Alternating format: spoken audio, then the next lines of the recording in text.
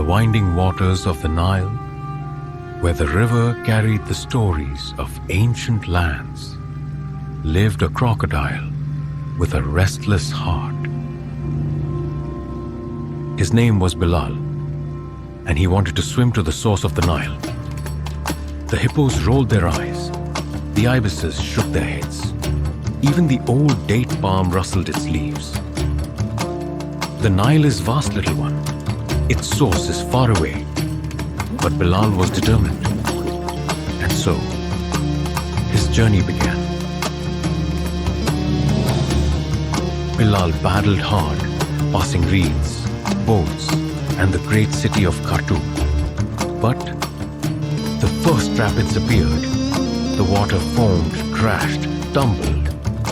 It spun him around, tossing him downstream. The hippos laughed.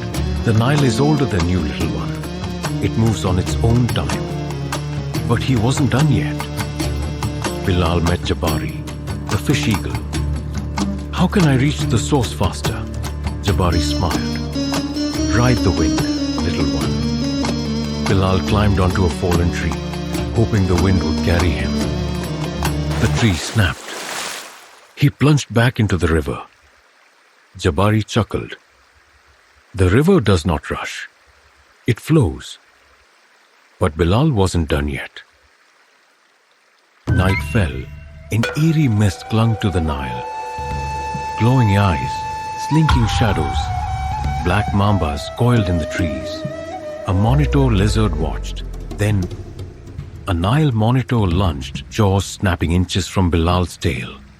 Heart pounding, he dived deep, dark, silent. Above him, they waited. He held his breath, burning. With one powerful kick, he surged forward, breaking free, shaken, but not stopping. A bamboo grove. Still water, swaying stalks. In the center, an ibis, perfectly still. Bilal dragged himself ashore. Wise one, am I close to the source? The ibis tilted his head. Do you hear that? Bilal listened. The wind, the creak of bamboo, the hum of the river. I hear the wind, the water, the trees. And yet, they do not chase where they began. They move, they exist. The bamboo bent with the wind, never fighting it. There is wisdom in letting go. And something shifted in Bilal's heart. Exhausted, Bilal drifted to the riverbank. The great date palm whispered, "The Nile does not chase its source. It carries life where it flows." And suddenly, he understood.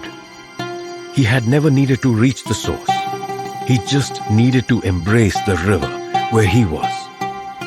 Did you see it? There's a tiny golden fish hidden in the Nile. Comment "fish spotted" if you found it.